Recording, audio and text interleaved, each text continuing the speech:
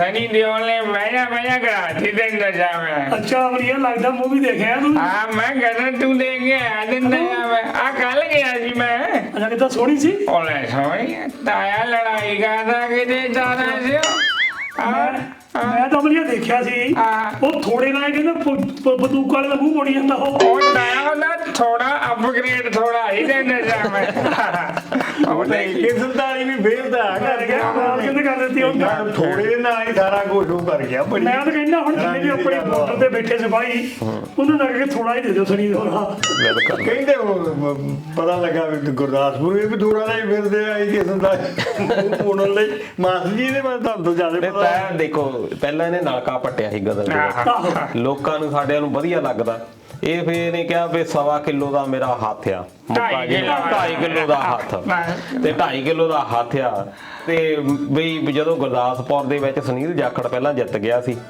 ਵਿਨੋਦ ਖੰਨਾ ਦੀ ਮੌਤ ਹੋ ਗਈ ਸੀ ਕਿਉਂਕਿ ਕਾਫੀ ਦੇਰ ਉਹ ਜਿੱਤਦਾ ਰਿਹਾ ਉੱਥੋਂ ਫਿਰ ਸੁਨੀਲ ਜਾਖੜ ਜਦੋਂ 2019 ਦੀਆਂ ਚੋਣਾਂ ਆਈਆਂ ਭਾਜਪਾ ਨੇ ਇਹ ਕਿਹਾ ਵੀ ਇਹਨੂੰ ਹਰਾਓ ਸੁਨੀਲ ਜਾਖੜ ਨੂੰ ਵੀ ਇਹ ਵੱਡਾ ਲੀਡਰ ਆ ਕਾਂਗਰਸ ਦਾ ਫਿਰ ਇਹਨੂੰ ਲਿਆਂਦਾ ਗਿਆ ਮੁੰਬਈ ਤੋਂ ਸਨੀ ਦਿਓਲ ਨੂੰ ਹਨਾ ਤੇ ਸਨੀ ਦਿਓਲ ਦਾ ਕੋਈ ਇੱਥੇ ਕਦੀ ਆਇਆ ਨਾ ਗਿਆ ਨਾ ਲੋਕਾਂ ਨੂੰ ਬਸ ਇਸ ਭਰਮਾ ਕੇ ਵੀ ਇਹਦਾ 2.5 ਕਿਲੋ ਦਾ ਹੱਥ ਆ ਇਹ ਤਾਂ ਨਲਕੇ ਵੀ ਪੱਟ ਲੈਂਦਾ ਆਹ ਇਹਦਾ ਚੋਣ ਪ੍ਰਚਾਰ ਸੀ ਕੀ ਨੀਤੀਆਂ ਸੀ ਕੀ ਕੁਝ ਨਹੀਂ ਸੀ ਘੁੰਮਿਆ ਥੋੜੇ ਦਿਨ ਇਹ ਨਹੀਂ ਵੀ ਬਹੁਤ ਮਹੀਨੇ ਰਿਹਾ ਥੋੜੇ ਦਿਨਾਂ ਦੇ ਵਿੱਚ ਹੀ ਇਹ ਜੀ ਜਿੱਤ ਕੇ ਤਾਂ ਹੋ ਗਿਆ ਮੁੜ ਕੇ ਪਹਿਲਾਂ ਕਿਸੇ ਨੇ ਦੇਖਿਆ ਸੀ ਨਾ ਬਾਅਦ ਚ ਹੁਣ ਬਾਅਦ ਕਿਉਂਕਿ ਦੇਖੋ ਹੁਣ ਬੰਬਈ ਦੇ ਵਿੱਚ ਰਹਿੰਦੇ ਆ ਉਹ ਤਾਂ ਸਿਰਫ ਗਾਹਾਂ ਜਿਹੜੇ ਬੰਦੇ ਰੱਖੇ ਹੋ ਆ ਉਹ ਅੱਗੇ ਕੰਮ ਜਿਹੜਾ ਨਾਲੇ ਮਾਸਟਰ ਆਸਾ ਦੇ ਵਿੱਚ ਗੱਲ ਕੀ ਆ ਜਿੰਨੀਆਂ ਵੀ ਪੋਲੀਟੀਕਲ ਪਾਰਟੀਆਂ ਨਾ ਇਹ ਦੇਖ ਲੈਂਦੀਆਂ ਵੀ ਮੋਹਰੇ ਮੁਕਾਬਲਾ ਬਹੁਤ ਤਕੜਾ ਵੀ ਜਿੱਤ ਕੌਣ ਸਕਦਾ ਸਾਡੇ ਲੋਕਾਂ ਨੂੰ ਇੱਕ ਬਿਮਾਰੀ ਆ ਬਾਲੀਵੁੱਡ ਦੇ ਜਿੰਨੇ ਵੀ ਐਕਟਰ ਆ ਨਾ ਉਹਨਾਂ ਨੂੰ ਅਸੀਂ ਬੜੇ ਰੱਬ ਸਮਝਦੇ ਜਦੋਂ ਉਹ ਖੜ ਜਾਂਦੇ ਆ ਹਰੇਕ ਪਾਸੋਂ ਨੂੰ ਜਿਤਾ ਦਿੰਦੇ ਤੇ ਕਿੰਨੇ ਫਿਲਮ ਸਟਾਰ ਆ ਸਾਊਥ ਵਿੱਚ ਵੀ ਆ ਪੰਜਾਬ ਵਿੱਚ ਵੀ ਆ ਹਰਿਆਣੇ ਵੱਲ ਵੀ ਆ ਕਿੰਨੇ ਫਿਲਮ ਸਟਾਰ ਕੁੜੀਆਂ ਮੁੰਡੇ ਆ ਜਿਹੜੇ ਖੜਦੇ ਆ ਉਹ ਜਿੱਤਦੇ ਜਾਂ ਸਿੰਗਰ ਹੁਣ ਆਪਣੇ ਮੁਹੰਮਦ ਸਦੀਕ ਦੇ ਲਓ ਹਾਂਜੀ ਹਨਾ ਹੰਸਰਾਜ ਹੱਸ ਦੇ ਲਓ ਹਾਂਜੀ ਹੁਣ ਇਹਨਾਂ ਸਾਰਿਆਂ ਨੂੰ ਕਿੰਨਾ ਕੁ ਨੌਲੇਜ ਹੈ ਪੋਲੀਟੀਕਲ ਲਾਈਫ ਦਾ ਹੈ ਕੋਈ ਨਾ ਹੁਣ ਚਾਹਤਾ ਸੋਚਣ ਵਾਲੀ ਗੱਲ ਇਹ ਆ ਵੀ ਅਸੀਂ ਗੱਲ ਕਰਦੇ ਆ ਵੀ ਭਾਰਤ ਦੇ ਵਿੱਚ ਕਾਨੂੰਨ ਵਿਵਸਥਾ ਜਿਹੜੀ ਆ ਕਈ ਵਾਰੀ ਬੜੀ ਡਾਮਾਡੋਲ ਹੋ ਜਾਂਦੀ ਆ ਜਿਹੜੇ ਕਾਨੂੰਨ ਤਾਂ ਬਣਨੇ ਆ ਪਾਰਲੀਮੈਂਟ ਦੇ ਵਿੱਚ ਹੁਣ ਜਿੰਨੇ ਤੁਸੀਂ ਨਾਂ ਲਏ ਆ ਮੁਹੰਮਦ ਸਦੀਕ ਨੂੰ ਕਾਨੂੰਨ ਦੇ ਬਾਰੇ ਕੀ ਪਤਾ ਹੰਸ ਨੂੰ ਕਾਨੂੰਨ ਦੇ ਬਾਰੇ ਕੀ ਪਤਾ ਸੁਰਾਂ ਦੇ ਬਹੁਤ ਵਧੀਆ ਦੇਖੋ ਸੁਰਾਂ ਨਾਲ ਉਹ ਆਪਣੇ ਫੀਲਡ ਦੇ ਬਹੁਤ ਵਧੀਆ ਬੰਦੇ ਆ ਜਾ ਕੇ ਲੋ ਹਰਭਜਨ ਸਿੰਘ ਆ ਇਹਨੂੰ ਉੱਥੇ ਦਾ ਕੀ ਪਤਾ ਪਹਿਲਾਂ ਬਹੁਤ ਸਾਰੇ ਜਿੱਤਦੇ ਰਹੇ ਆ ਰਾਜ ਸਭਾ ਦੇ ਵਿੱਚ ਜਿਹੜੇ ਜਾਂਦੇ ਰਹੇ ਆ ਸਚਿਨ ਤੇਂਦੁਲਕਰ ਗਿਆ ਉੱਥੇ ਜਾ ਕੇ ਹਾਜ਼ਰੀਆਂ ਉਹਦੀਆਂ ਬਹੁਤ ਘੱਟ ਆ ਫਿਰ ਤੁਸੀਂ ਪੈਸੇ ਲਈ ਜਾਂਦੇ ਆ ਤੁਸੀਂ ਸਹੂਲਤਾਂ ਸਾਰੀਆਂ ਲਈ ਜਾਂਦੇ ਆ ਜया ਪ੍ਰਦਾ ਉੱਥੇ ਰਹੀ ਆ ਰੇਖਾ ਰਹੀ ਆ ਜया ਬਚਨ ਰਹੀ ਆ ਜया ਬਚਨ ਜਦੋਂ ਕਿਤੇ ਗੱਲ ਕਰ ਵੀ ਲੈਂਦੀ ਆ ਨਹੀਂ ਉਹ ਤਾਂ ਗੱਲ ਕਰਦੀ ਆ ਹਨਾ ਫਿਰ ਹੁਣ ਜਿਹੜੇ ਕਰਦੇ ਆ ਉਹ ਤਾਂ ਚਲੋ ਮੰਨ ਲਿਆ ਵੀ ਹਾਂ ਠੀਕ ਆ ਧਰਮਿੰਦਰ ਆਪਣੇ ਜਿੱਤਿਆ ਧਰਮਿੰਦਰ ਨੇ ਕੰਮ ਵੀ ਉਦੋਂ ਕਰਵਾਏ ਹਨਾ ਤੇ ਜਿੱਦਾਂ ਮੈਨੇਜਰ ਸਾਹਿਬ ਪਹਿਲਾਂ ਕਹਿੰਦੇ ਉਹਦੇ ਕਿੰਨੇ ਕੁ ਫੁੱਲਾਂ ਦੇ ਹਾਰ ਪਾਤੇ ਉਹ ਰੋਣ ਡਿਆ ਮੇਰੇ ਨਾਲ ਚਲੋ ਮੈਂ ਤੁਹਾਨੂੰ ਦਿਖਾਉਣਾ ਮੇਰੇ ਕੰਮ ਕੀਤੇ ਹੋ ਇਹਦਾ ਕਿਸੇ ਨੇ ਮੈਨੂੰ ਫਿੱਟੇ ਮੂੰਹ ਨਹੀਂ ਕਿਹਾ ਵੀ ਤੈਂ ਕੋ ਕੰਮ ਕੀਤਾ ਇਹਦਾ ਰਾਜਨੀਤੀ ਇੰਨੀ ਗੰਦੀ ਚੀਜ਼ ਆ ਹਾਂ ਤੇ ਇਸੇ ਕਰਕੇ ਸਨੀ ਦਿਓਲ ਨੇ ਹੁਣ ਕਹਿਤਾ ਅਨਾਉਂਸ ਕਰਤਾ ਕਹਿੰਦਾ ਵੀ ਮੈਂ ਲੈ ਲਿਆ ਰਾਜਨੀਤੀ ਤੋਂ ਵੀ ਹੁਣ ਨਹੀਂ ਮੈਂ ਲੈਣਾ ਪਰ ਨਾਲੇ ਫਿਰ ਦੂਏ ਦਾ ਬੈਂਕ ਦਾ ਆਰਡਰ ਵੀ ਇੱਕ ਆ ਗਿਆ ਉਹ ਤਾਂ ਕਹਿੰਦੇ ਘਰ ਜ਼ਬਤ ਕਰ ਲੈਣਾ ਉਹ ਕਹਿੰਦੇ ਘਰ ਜ਼ਬਤ ਕਰ ਨਹੀਂ ਹੁਣ ਤਾਂ ਕਹਿੰਦੇ ਫੈਸਲਾ ਹੋ ਗਿਆ ਇਹ ਵੀ ਤਾਂ ਬੜੀ ਸਥਿਤੀ ਬਣੀ ਡਾਮਾਡੋਲੇ ਕਹਿ ਲਓ ਵੀ ਸਥਿਤੀ ਵੀ ਪਹਿਲਾਂ ਇਹਨੂੰ ਕਹਿ ਦਿੱਤਾ ਗਿਆ ਕੁਝ ਦਿਨ ਪਹਿਲਾਂ ਵੀ ਤੈਂ 56 ਕਰੋੜ ਰੁਪਈਆ ਤੇਰੇ ਵੱਲ ਖੜਾ ਇਹਨੇ ਇੱਕ ਫਾਈਨੈਂਸ ਕੀਤੀ ਸੀ ਕੋਈ ਫਿਲਮ ਉਹਲੇ ਲੋਨ ਲਿਆ ਇਹਨੇ ਬੰਗਲਾ ਗਿਰਵੀ ਰੱਖ ਦਿੱਤਾ ਗਾਰੰਟੀ ਵਿੱਚ ਦਵਾਈ ਆਪਣੇ ਭਰਾ ਦੀ ਬੌਬੀ ਦੇ ਉਹਦੀ ਨਾਲ ਗਾਰੰਟੀ ਦਵਾਈ ਧਰਮਿੰਦਰ ਦੀ ਘਰ ਦੇ ਬੰਦੇ ਹਨਾ ਘਰ ਦੇ ਬੰਦੇ ਉਹ ਗਾਰੰਟਰ ਬਣੇ ਬਾਅਦ ਦੇ ਵਿੱਚ ਜਦੋਂ ਫਿਲਮ ਦਾ ਉਹ ਲੋਨ ਵਗੈਰਾ ਜਿਹੜਾ ਇਹ ਤੋਂ ਚੁਕਾ ਨਹੀਂ ਹੋਇਆ 56 ਕਰੋੜ ਰੁਪਈਆ ਬੈਂਕ ਦੇ ਅਨੁਸਾਰ ਜਿਹੜਾ ਬਣਦਾ 2022 ਦੇ ਵਿੱਚ ਵਾਅਦਾ ਸੀ ਦੇਣ ਦਾ ਤੇ ਉਹ ਦਿੱਤਾ ਨਹੀਂ ਬੈਂਕ ਨੇ ਕਿਹਾ ਵੀ ਸਮੇਤ ਜਿਹੜਾ ਵਿਆਜ ਆ ਅਸੀਂ 2022 ਤੋਂ ਬਾਅਦ ਦਾ ਜਿਹੜਾ ਵਿਆਜ ਉਹ ਵੀ ਅਸੀਂ ਲੈਣਾ ਤੇ ਉਹਨੇ ਕਹਿ ਦਿੱਤਾ ਪਰ ਪਤਾ ਨਹੀਂ ਕੀ ਗੱਲ ਹੋਈ ਆ ਵੀ ਬੈਂਕ ਦੇ ਵੀ ਚਲੋ ਆਪਣੇ ਟੈਕਨੀਕਲ ਚੀਜ਼ਾਂ ਕੋਈ ਹੋ ਸਕਦੀਆਂ ਪਰ ਬਾਅਦ ਦੇ ਵਿੱਚ ਜਾਂ ਤਾਂ ਕਹਿ ਲਓ ਵੀ ਜਿਹੜੇ ਪੋਲੀਟੀਕਲ ਬੰਦੇ ਹੁੰਦੇ ਤਾਂ ਇਹ ਤਾਂ ਮੇਰੇ ਤੇ ਯਾਰ ਤੇ ਬੈਂਕ ਨੇ ਕਹਿੰਦਾ ਜੀ ਟੈਕਨੀਕਲ ਇੱਕ ਐਰਰ ਸੀਗਾ ਜਾਂ ਸਾਡੇ ਕੇਸ ਜਿਹੜੇ ਅਜੇ ਚੱਲਦੇ ਆ ਪਰ ਇਹੀ ਜੇ ਕਿਸੇ ਇੱਕ ਗਰੀਬ ਕੋਈ ਬੰਦਾ ਹੁੰਦਾ ਉਹਨਾਂ ਲੈ ਜਾਣਾ ਸਾਰਾ ਕੁਝ 56 ਵੀ ਹੁੰਦਾ ਤਾਂ ਵੀ ਰਗੜਿਆ ਜਾਣਾ 50 ਕਰੋੜ ਦੇ ਥੋੜੇ ਜਿਹੇ ਪੈਸੇ ਦੀ ਗੱਲ ਆ ਤੇ ਇਸ ਕਰਕੇ ਉਹ ਜਿਹੜੇ ਕਾਨੂੰਨ ਜਿਹੜੇ ਬਣਾਉਣ ਵਾਲੇ ਆ ਉੱਥੇ ਬੈਠੇ ਉਹ ਆਪਣੇ ਲਈ ਚੋਰ ਮੋਰੀਆਂ ਪਹਿਲੇ ਰੱਖ ਲੈਂਦੇ ਵੀ ਅਸੀਂ ਬਚਣਾ ਕਿੱਦਾਂ ਆ ਨਾਲੇ ਹੁਣ ਮਾਸਟਰ ਗੱਲ ਇਦਾਂ ਆ ਇਹ ਜਿਹੜੀ ਫਿਲਮ ਬਣਾਈ ਆ ਆਪਣੀ ਦੇਖ ਕੇ ਆਇਆ ਉਹਦਾ ਨਾਮ ਹੈ ਫਿਲਮ ਦਾ ਗਦਰ 2 ਹੁਣ ਉਹ ਕਹਿੰਦੇ ਚੱਲੀ ਬਹੁਤ ਕਰੋੜਾਂ ਦੇ ਹਿਸਾਬ ਨਾਲ ਪੈਸੇ ਬਣਾ ਰਹੇ ਹੁਣ ਤਾਂ ਬੰਗਲੇ ਦੇ ਪੈਸੇ ਲਾ ਦੂਗਾ ਨਾਲੇ ਤਾਂ ਉਹਦਾ ਟਰਾਂਸਪੋਰਟ ਦਾ ਕੰਮ ਹੈ ਤੈਨੂੰ ਦੱਸਾਂ ਮੈਂ ਫਿਲਮ ਵਿੱਚ ਵੀ ਉਹ ਸਵਾਰੀਆਂ ਕਰੀ ਪਹਿਲਾਂ ਸਕੀਨਾ ਨੂੰ ਲੈਣ ਚਲ ਗਿਆ ਬਾਅਦ ਚ ਆਪਣੇ ਮੁੰਡੇ ਨੂੰ ਲੈਣ ਚਲ ਗਿਆ ਕਦੀ ਉਹਦਾ ਮੁੰਡਾ ਚਲ ਜਾਂਦਾ ਲੈਣ ਉਹਦਾ ਹੁਣ ਤੈਨੂੰ ਦੱਸਾਂ ਟਰਾਂਸਪੋਰਟ ਦਾ ਵਧੀਆ ਚੱਲਿਆ ਕੰਮ ਕਦੀ ਪਾਕਿਸਤਾਨ ਤੋਂ ਆਪਣੀ ਘਰ ਵਾਲੀ ਲਿਆਂਦਾ ਆ ਕਦੀ ਆਪਣਾ ਮੁੰਡਾ ਲੈਣ ਚੱਲਿਆ ਤੁਹਾਨੂੰ ਦੱਸਾਂ ਮੈਂ ਪਹਿਲਾਂ ਭੇਟਾ ਕਾਹਦਾ ਉੱਥੇ ਉਹ ਮੈਨੂੰ ਆਪ ਇਹੀ ਨਹੀਂ ਸਮਝ ਆਉਂਦੀ ਮੈਨੂੰ ਵੀ ਭੇਜਦਾ ਕਾਹਤੇ ਜਿਹਦੇ ਲੈਣ ਜਾਣਾ ਉਹ ਕਿੰਨਾ ਕੁੱਟ ਕਟਾਪਾ ਕਰਕੇ ਭਾਈ ਐ ਨਾਲੇ ਉਹ ਦੁਖੀ ਨਾਲੇ ਆਪ ਦੁਖੀ ਆ ਵੇ ਔਖਾ ਭਾਈ ਐਦਾ ਸਨੀ ਦਿਓਲ ਦਾ ਇਹ ਬਿਜ਼ਨਸ ਦਿਖਾਉਣ ਲਈ ਭੇਜਦਾ ਵੀ ਮੈਂ ਥੋੜੇ ਦਿਨ ਨਾਲ ਹੀ ਪਾਕਿਸਤਾਨ ਸਾਰਾ ਕੁੱਟ ਮਾਰ ਦੇਣਾ ਆਰਮੀ ਦੀ ਕੀਮਤ ਹੀ ਕੋਈ ਨਹੀਂ ਰਹਿ ਗਈ ਉੱਥੇ ਇੱਕ ਥੋੜਾ ਹੀ ਲੈ ਕੇ ਉਹ ਸਾਰਾ ਕੁਝ ਕਰ ਗਿਆ ਨਾਲੇ ਹੁਣ ਇਦਾਂ ਦੀ ਆ ਮੈਨੂੰ ਤਾਂ ਇਹ ਵੀ ਪਤਾ ਲੱਗਾ ਮਾਸਟਰ ਕਹਿੰਦੇ ਹੁਣ ਬੋਰਡ 2 ਵੀ ਬਣਾਉਣੀ ਦੁਬਾਰੇ ਇਦਾਂ ਹੀ ਉਹਦੇ ਵਿੱਚ ਵੀ ਮੂਹਰੇ ਪੈ ਗਿਆ ਹਾਂ ਚੱਲ ਗਈ ਜੇ ਬੰਦ ਹੋ ਜਾਂਦੀ ਤਾਂ ਫਿਰ ਆਪੇ ਨਹੀਂ ਸੀ ਕਰਨਾ ਹੁਣ 2 ਨੰਬਰ ਵਾਲੀਆਂ ਚੀਜ਼ਾਂ ਸ਼ੁਰੂ ਕਰਨੀਆਂ ਤਾਂ ਤੇ ਨਸ਼ਾ ਮੈਂ ਨੇ ਆ ਪਹਿਲਾਂ ਗਜ਼ਲ ਫਿਰ ਗਜ਼ਲ 2 ਤਾਂ ਹੀ ਤਾਂ ਉਹਨੇ ਵੀ ਕਿਹਾ ਰਵੀ ਸਿੰਘ ਨੇ ਵੀ ਗਜ਼ਲ 2 ਤਾਂ ਬੜਾ ਪੂਜੀ ਜਾਂਦੇ ਪੰਜਾਬ ਦਾ ਪੁੱਤ ਪੰਜਾਬ ਦਾ ਪੁੱਤ ਪੰਜਾਬ ਦਾ ਪੁੱਤ ਪੰਜਾਬ ਦੇ ਹਨਾ ਜਿਹੜਾ ਕਿਸੇ ਕੋ ਬਹੁਤ ਨਹੀਂ ਲੋਕ ਮਾਰਨ ਡਏ ਹੋਏ ਕਿਸੇ ਨੂੰ ਪੁੱਛਿਆ ਤੱਕ ਨਹੀਂ ਉੱਥੇ ਪੰਜਾਬ ਦਾ ਪੁੱਤ ਨਹੀਂ ਉਹ ਬਿਲਕੁਲ ਚਲੋ ਇਹ ਤਾਂ ਚਲੋ ਪੰਜਾਬ ਆਪਾਂ ਓਵਰਆਲ ਰੱਖ ਲਈਏ ਹੁਣ ਹੜ੍ਹ ਆਏ ਆ ਗੁਰਦਾਸਪੁਰ ਏਰੀਆ ਜ਼ਿਆਦਾ ਅਫੈਕਟਡ ਆ ਦੀਨਾ ਨਗਰ ਦੇ ਵਿੱਚ ਹਮਲਾ ਹੋ ਗਿਆ ਉੱਥੇ ਕਿੱਡਾ ਉਦੋਂ ਕਹਿ ਲਓ ਵੀ ਭਾਵੁਕ ਸੀਨ ਸੀ ਉਦੋਂ ਇਹਨਾਂ ਦੀ ਕਾਰਗੁਜ਼ਾਰੀ ਕਿੱਦਾਂ ਦੀ ਰਹੀ ਕੁਝ ਵੀ ਨਹੀਂ ਜਾਂ ਕਿਸੇ ਦੇ ਵੀ ਰੱਖ ਲਓ ਪਹਿਲੇ ਲੀਡਰ ਜਿਹੜੇ ਰਹੇ ਆ ਉਹਨਾਂ ਦੀ ਵੀ ਰੱਖ ਲਈਏ ਵਿਨੋਦ ਖੰਨਾ ਇੱਥੋਂ ਜਿੱਤਦਾ ਰਿਹਾ ਕਿਤੇ ਲੱਗਦਾ ਪੋਸਟ ਲੱਗਦੇ ਰਹੇ ਗੱਲ ਪਤਾ ਕੀ ਆ ਇਹ ਜਿਹੜਾ ਗੋਲ ਧੰਦਾ ਜਿਹਾ ਨਾ ਵਿੱਚੇ ਪੋਲੀਟੀਕਲ ਲਾ ਵਿੱਚੇ ਸਾਡੇ ਇੰਡੀਆ ਦਾ ਸਿਸਟਮ ਪੰਜਾਬ ਦਾ ਸਿਸਟਮ ਕਿਸੇ ਨੂੰ ਪਤਾ ਨਹੀਂ ਲੱਗਦਾ ਵੀ ਕੌਣ ਕੀ ਕਰ ਰਿਹਾ ਜਾਂ ਉਹਨੂੰ ਕੀ ਕਰਨਾ ਚਾਹੀਦਾ ਸਾਰੇ ਹੀ ਗਵਾਚੇ ਤੁਰੇ ਫਿਰਦੇ ਅਸਲ ਦੇ ਵਿੱਚ ਸਾਰੇ ਜਿਹਨੂੰ ਕਹਿੰਦੇ ਨਾ ਗੋਰੇ ਕਨਫਿਊਜ਼ਡ ਆ ਸਾਰੇ ਕਨਫਿਊਜ਼ਡ ਆ ਕਿਸੇ ਨੂੰ ਪਤਾ ਉਹਦੀ ਜੌਬ ਕੀ ਆ ਪਰ ਕਿਸੇ ਨੂੰ ਨਹੀਂ ਪਤਾ ਉਹਦੀ ਡਿਊਟੀ ਕੀ ਆ ਪਤਾ ਨਹੀਂ ਕਿਹਨੇ ਕੀ ਕਰਨਾ ਆ ਹਨਾ ਜਿਹੜੀ ਵਕੀਲ ਕੋਲੇ ਦੀ ਡਿਊਟੀ ਵਾਲਾ ਆ ਉਹ ਹਸਪਤਾਲ ਤੁਰਿਆ ਫਿਰਦਾ ਹਸਪਤਾਲ ਵਕੀਲਾਂ ਦੇ ਦਫ਼ਤਰ ਤੁਰਿਆ ਫਿਰਦਾ ਸਾਰੇ ਕਨਫਿਊਜ਼ ਖਾਨਾ ਪੂਰਤੀਆਂ ਚੱਲਣੀਆਂ ਕਿ ਨਸ਼ਾ ਮੈਂ ਹੁਣ ਪੋਲੀਟੀਕਲ ਹਿਸਾਬ ਨਹੀਂ ਆ ਹੁਣ ਖਾਨਾ ਪੂਰਤੀ ਹੈ ਲੈ ਵੀ ਮਾਸਟਰ ਰਸ਼ੀਆ ਦਾ ਲੋਕਰ ਤਾਂ ਰਹਿ ਗਿਆ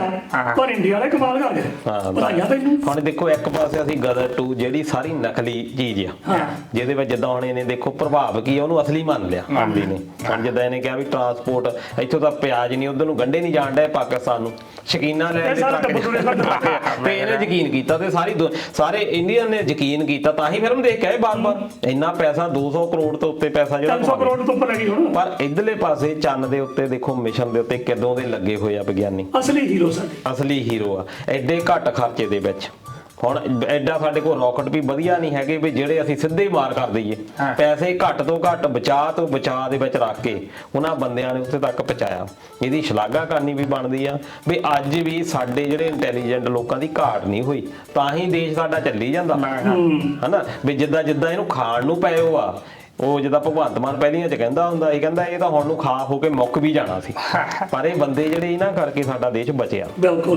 ਬਿਲਕੁਲ ਬਹੁਤ ਵੱਡੀ ਕਾਮਯਾਬੀ ਹੈ ਦੇਸ਼ ਵਾਸਤੇ ਉਹ ਚਲੋ ਪਿਛਲੇ ਯਾਰ ਚੰਦਰਯਾਨ 2 ਜਿਹੜਾ ਸੀ ਉਹ ਨਹੀਂ ਪਹੁੰਚਿਆ ਤੇ ਸਾਰਿਆਂ ਨੂੰ ਦੁੱਖ ਬਣਾਇਆ ਸੀ ਹੁੰਦਾ ਵੀ ਆ ਬਈ ਸਪੈਸ਼ਲੀ ਜਿਹਨੇ ਇੰਨੀ ਮਿਹਨਤ ਕੀਤੀ ਸੀ ਉਹਦੇ ਵਾਸਤੇ ਪਰ ਚਲੋ ਹੁਣ ਪ੍ਰਮਾਤਮਾ ਨੇ ਸੁਣ ਲਈ ਤੇ ਇੰਡੀਆ ਹੁਣ ਪਹਿਲਾ ਮੁਲਕ ਹੋ ਗਿਆ ਜਿਹਨ ਸਾਊਥ ਪੋਲ ਦੇ ਉੱਤੇ ਰਾਕਟ ਭੇਜਿਆ ਰੂਸ ਦਾ ਬਹੁਤ ਵੱਡਾ ਨੁਕਸਾਨ ਹੋਇਆ 20,000 ਕਰੋੜ ਡਾਲਰ ਦਾ ਕਰੀਬ ਮੇਰੇ ਖਿਆਲ ਦੱਸਦੇ ਵੀ ਨੁਕਸਾਨ ਆ ਉਹਦਾ ਨਹੀਂ ਮਾੜੀ ਗੱਲ ਨਹੀਂ ਕਿਉਂਕਿ ਇਹ ਜੋ ਵੀ ਆਪਣੇ ਕਰ ਰਹੇ ਲੋਕ ਚਾਹੇ ਇੰਡੀਆ ਕਰ ਰਿਹਾ ਚਾਹੇ ਚੀਨ ਕਰ ਰਿਹਾ ਚਾਹੇ ਇਹ ਤਾਂ ਦੇਖੋ ਜੀ ਦਿਨ ਵੀ ਕੀਤੀ ਆ ਚਾਹੇ ਅਮਰੀਕਾ ਕਰ ਰਿਹਾ ਪਰ ਹੈਗਾ ਤਾਂ ਇਨਸਾਨ ਵਾਸਤੇ ਕਿ ਇਹਦੇ ਉੱਤੇ ਬੇਸ ਬਣ ਗਏ ਅਗਾ ਕਿਸੇ ਹੋਰ ਧਰਤੀ ਤੇ ਜਾਣਗੇ ਕੀ ਪਤਾ ਇਸ ਧਰਤੀ ਨੂੰ ਅੱਜ ਤੋਂ 100 ਸਾਲ ਨੂੰ 500 ਸਾਲ ਨੂੰ ਕੀ ਹੋ ਜਾਣਾ ਕੁਛ ਨਹੀਂ ਹੋ ਸਕਦਾ ਔਰ ਤਾਇਆ ਮੈਨੂੰ ਇੱਕ ਹੋਰ ਗੱਲ ਪਤਾ ਲੱਗੀ ਜੇ ਨਸ਼ਾ ਮੈਂ ਜਿਹੜੀ ਉਹ ਕਹਿੰਦੇ ਜਿਹੜਾ ਇੱਕ ਮਟਰ ਕੱਢਦਾ ਕਹਿੰਦੇ ਉਹ ਆਹੋ ਪਤਾ ਲੱਗਾ ਸੀ ਅਵਲੀਆ ਕਹਿੰਦੇ ਵੀ ਉਹ ਮਾਸਟਰ ਜਿਹੜੇ ਉਹਦੇ ਸਟੂਡੈਂਟ ਸੀ ਨਾ ਆਹੋ ਉਹਨਾਂ ਨੂੰ ਕਹਿਤਾ ਮੋਰੇ ਜਿਹੜੇ ਇਲੈਕਸ਼ਨ ਆਉਣੇ ਆ